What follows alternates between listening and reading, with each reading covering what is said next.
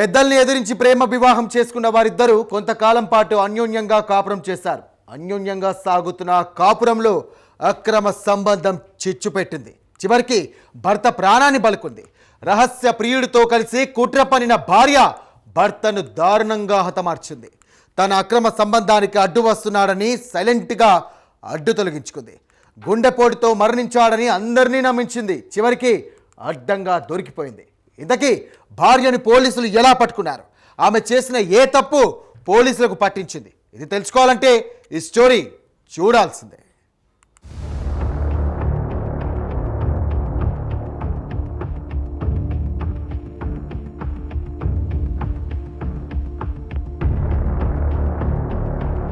నిజామాబాద్ జిల్లా మాక్లూర్ మండలం బోర్గాంగ్ గ్రామంలో పల్నాటి రమేష్, సౌమ్య దంపతులు నివాసముంటున్నారు. నిజామాబాద్లోని ఓ ప్రైవేట్ ఫైనాన్స్ కంపెనీలో రమేష్ పనిచేస్తుండగా భార్య సౌమ్య ఓ ప్రైవేట్ పాఠశాలలో పనిచేసుకుంటూ జీవనం సాగిస్తున్నారు. వీరి సంసారానికి గుర్తుగా 2 కొడుకులు, 1 కూతురు ఉన్నారు. 13 ఏళ్ల క్రితం రమేష్ ప్రేమ వివాహం చేసుకున్నాడు. నవీపేట్ మండలం జన్నేపల్లికి చెందిన సౌమ్యను ప్రేమించి పెద్దలను ఎదురించి మరీ ప్రేమ వివాహం చేసుకున్నాడు. పెళ్లై 3 సంతానం ఉన్న ప్రస్తుత సమయంలో వీరి కాపురం కుదుపులకు లోనయ్యింది. ప్రేమించి పెళ్లి చేసుకున్న వీరి కాపురంలో అక్రమ సంబంధం చిచ్చుపెట్టింది. భార్య సౌమ్యతో పాటు అదే పాఠశాలలో పీఈటీగా పనిచేస్తున్న దిలీప్తో వివాహేతర సంబంధం పెట్టుకుంది. ఈ విషయం భర్త రమేష్కు తెలియడంతో పలుమార్లు హెచ్చరించాడు. ఈ విషయమై భార్య భర్తల మధ్య గొడవలు కూడా జరిగాయి. పద్ధతి మార్చుకోమని భర్త రమేష్ భార్య సౌమ్యకు పలుమార్లు చెప్పాడు.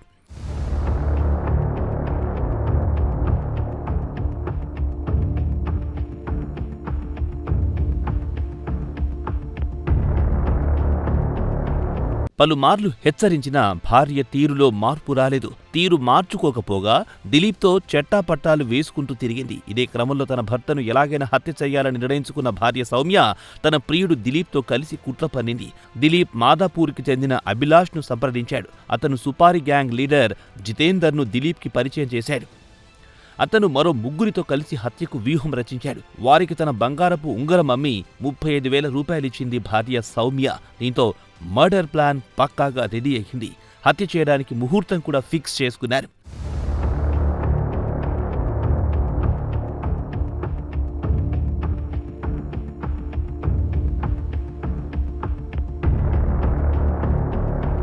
గత ఏడాది ఆగస్టులో ఆర్మూర్ నుండి నిజామాబాద్కి బైక్పై వస్తున్న రమేష్ను సుపారీ గ్యాంగ్ సభ్యులు టార్గెట్ చేశారు. కార్తో బలంగా బైక్ను ఢీకొట్టారు. ప్రాణాలతో బయటపడిన రమేష్ మాక్లూర్ పోలీసులకు ఫిర్యాదు చేశాడు. కేసు కూడా నమోదయ్యింది. తమ మర్డర్ ప్లాన్ బెరిసి కొట్టడంతో మరో అవకాశం కోసం ఎదురు చూసింది సౌమ్య. ఎలాగైనా తన భర్త రమేష్ అడ్డు తొలగించుకోవాలని అవకాశం కోసం ఎదురు చూస్తున్న భార్య డిసెంబర్ 19న మరోసారి కుట్రకు తెరతీసింది.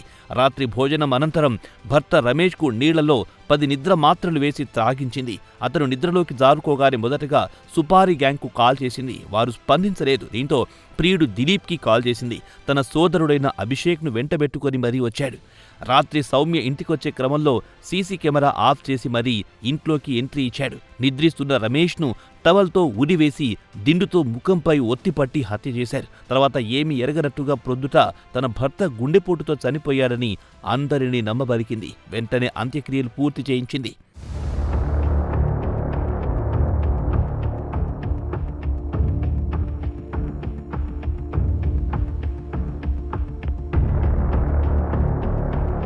తన సోదరుడు చనిపోయిన విషయం ఇజ్రాయెల్ దేశంలో ఉన్న రమేష్ సోదరుడికి తెలిసింది. వెంటనే తన అన్న మృతిపై అనుమానముందని ఫోన్ ద్వారా మాక్లూర్ పోలీసులకు ఫిర్యాదు చేశాడు. తన భార్య కుటుంబ సభ్యులతో మాక్లూర్ పోలీసులకు ఫిర్యాదు ఇప్పించాడు. ఫిర్యాదు అందుకున్న పోలీసులు రంగంలో దిగారు. డిసెంబర్ 24న పూడ్చిన శవాన్ని బయటికి తీసి తహసీల్దార్ సమక్షంలో రీపోస్ట్ మార్టం చేశారు. దీంతో అసలు విషయం వెలుగు చూసింది. మృతుడి భార్యను తనదైన శైలిలో ప్రశ్నించడంతో అసలు విషయం బయటపడింది.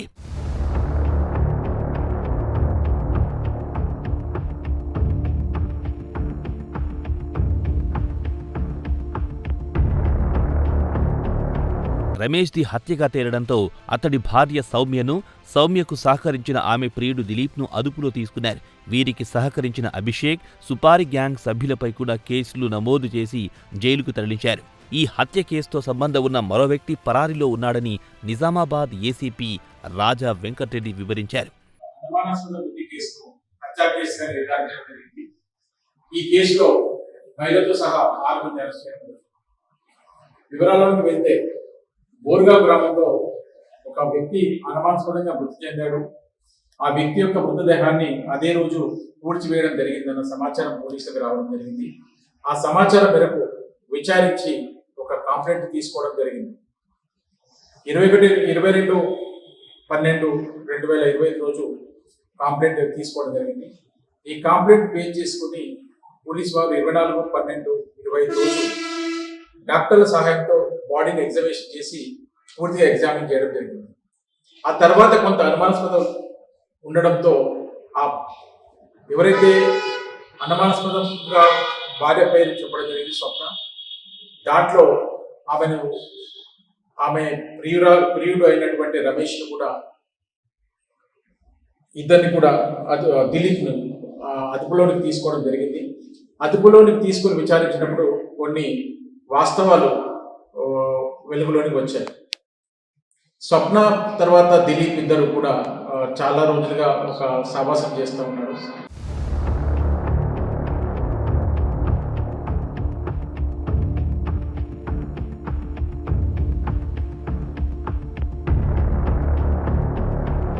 తన భర్త రమేష్ తనను తరచూ వేధిస్తున్నాడని ప్రియుడు దిలీప్కి ఫిర్యాదు చేసింది. దీంతో దిలీప్ ఓ సుపారీ గ్యాంగ్ను సంప్రదించాడు. సౌమ్య తన బంగారు ఉంగరాన్ని తాకట్టు పెట్టి 35,000 రూపాయలు సుపారీ గ్యాంగ్కి ఇచ్చారు. సౌమ్య మరియు దిలీప్ ఇద్దరు కూడా సావాసం చేస్తూ ఉన్నారు. వీరిద్దరు కూడా కాకతీయ ఒలింపిక్ స్కూల్లో పనిచేస్తున్నప్పుడు పరిచయం ఏర్పడింది. ఆ పరిచయం కాస్త వాళ్ళకి దగ్గరి సంబంధాలు ఏర్పడింది. దాంతో ఏ విధంగా అయినా ఈ సౌమ్య తన భర్తను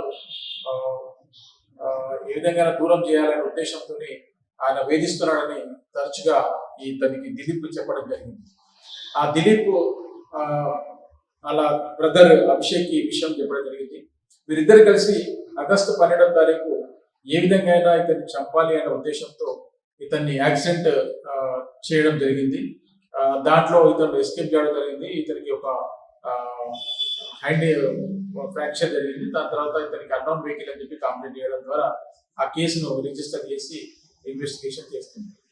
ఆ క్రమంలో భాగంగా అది సక్సెస్ కాకపోవడంతో మళ్ళీ ఏ విధంగా వీళ్ళని ఇతన్ని చంపాలి అనే ఉద్దేశంతో వీరు మళ్ళీ కూడా సౌమ్య ఒకసారి స్లీపింగ్ పిల్స్ అతనికి ఇవ్వడం జరిగింది.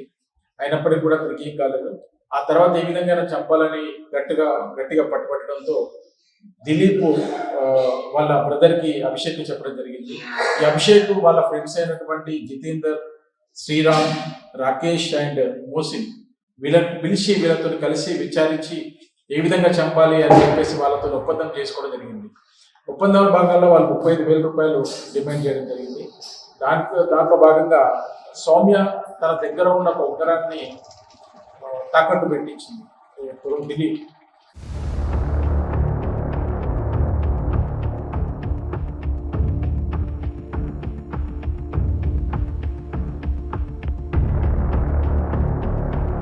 రంగంలో దిగిన రహస్య ప్రియుడు దిలీప్ అతని సోదరుడు నిద్రిస్తున్న రమేష్ను దారుణంగా హతమార్చారు. హత్య చేసిన తర్వాత అక్కడి నుంచి వెళ్లిపోయారు. మరుసటి రోజు ఉదయాన్నే సౌమ్య తన డ్రామా మొదలుపెట్టి రక్తి కట్టించింది. గుండెపోటు కారణంగా తన భర్త చనిపోయాడనే డ్రామా ఆడి అందరినీ నమ్మించింది. వీళ్ళ ప్లాన్ ప్రకారం 19th రోజు ఇతను పండుకున్నప్పుడు ఇతనికి స్లీపింగ్ పిల్స్ ఇచ్చి చంపాలన్న ఉద్దేశంతో మొత్తం కూడా ప్లాన్ చేసుకున్నారు. ఆ ప్లాన్ లో భాగంగా రాత్రి ఎవరైతే సౌమ్య ఉందో సౌమ్య స్లీపింగ్ పిల్స్ ఇచ్చారు. ఇచ్చిన తర్వాత ఇదే విషయాన్ని దిలీప్కి చెప్పడం జరిగింది. దిలీప్ తర్వాత అభిషేక్ వాళ్ళ ఎవరైతే సుపారీ తీసుకున్నారో వాళ్ళని కాంటాక్ట్ చేశారు. వాళ్ళు ఎవరికి కూడా రెస్పాన్స్ ఇవ్వకపోయేసరికి వీళ్ళే బీచ్ నుంచి తర్వాత అభిషేక్ దిలీప్ ఇద్దరు కలిసి ఒక స్కూటీ పైన రావడం జరిగింది డీసీ ఇంటికి. వచ్చేసిన తర్వాత ఏ విధంగా అయితే మనకి సౌమ్య చెప్పిందో ఆ సౌమ్య చెప్పిన దాని ప్రకారం అతను నిద్రపోయి ఉన్నాడు. అతను దిండు పెట్టి అదేవిధంగా టవాల్ పెట్టి అతను స్ట్రాంగులేట్ చేసి దిండుతో స్మోదరింగ్ చేసి చంపడం జరిగింది.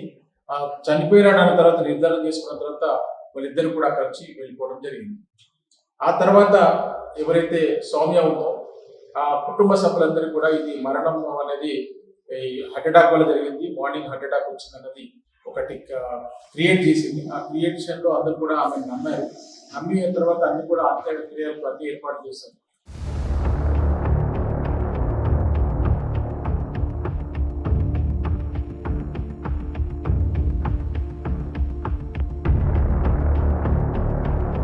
ప్లాన్ ప్రకారం అంతా సవ్యంగా జరిగిపోయిందని సౌమ్య భావించింది. అంత్యక్రియలు కూడా పూర్తి చేయించింది. అంతా సవ్యంగా జరిగిందని భావిస్తున్న సమయంలో కథ అడ్డం తిరిగింది. అంత్యక్రియల సందర్భంగా తీసిన ఫోటో ఒకటి సౌమ్య దొరికిపోయేలా చేసింది. ఇజ్రాయెల్ దేశంలో ఉన్న రమేష్ సోదరుడు రమేష్ మేడపై కొన్ని ఆనవాళ్లు గమనించాడు. వెంటనే పలు అనుమానాలు వ్యక్తం చేస్తూ పోలీసులకు ఫోన్ చేశాడు. దీంతో రంగంలో దిగిన పోలీసులు కుట్ర కోణాన్ని వెలుగు తీశారు. అంత్యక్రియలో భాగంగా ఫోటో తీసుకున్నప్పుడు ఏదైతే ఒకటి గొంతు పైన ఒక ఏదైతే స్ట్రాంగులేషన్ ఇంజురీ ఉందో ఆ ఇంజురీ కనబడడం జరిగింది. దాంతో వాళ్ళ బ్రదర్ ఎవరైతే మృతుడు బ్రదర్ ఇజ్రాయెల్లో ఉంటాడో అతను అనుమానాస్పదం ఏదో ఉంది అని పోలీసులకు సమాచారం ఇవ్వడం జరిగింది. ఆ అంత్యక్రియలు అయిన తర్వాత నెక్స్ట్ డే వాళ్ళు విచారించుకుని ఇది కేసును పోలీసులకు చెప్పడం జరిగింది. ఇలా తొందరపడి అంత్యక్రియలు చేశాము, ఇలా అనుమానం ఉంది అని. దాని మీద మనకు పల్లెటి అనిత అని చెప్పి ఆమె కంప్లైంట్ ఇచ్చింది. ఆ కంప్లైంట్ పైన పోలీసులు కేసు దర్యాప్తు ప్రారంభించారు. దర్యాప్తు భాగంగా అన్ని రకాల కోణాల్లో విచారించిన తర్వాత, అన్ని ఎవిడెన్సెస్ కలెక్ట్ చేసిన తర్వాత వాళ్ళని విచారిస్తే వాళ్ళ కేసును మేము అనుమానాస్పదంగా చనిపోయినాడు అని క్రియేట్ చేసి తప్పించుకుందామని ప్లాన్ చేసుకున్నాం అని వాళ్ళు చెప్పడం జరిగింది.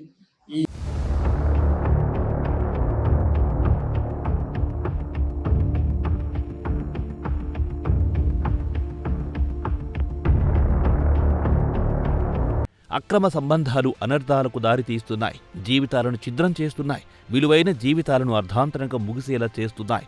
ఎన్ని రకాల అనర్థాలు జరుగుతున్నా చాలామంది అక్రమ సంబంధాల ఉచ్చులో చిక్కుకుని విలువైన ప్రాణాలు కోల్పోతున్నారు.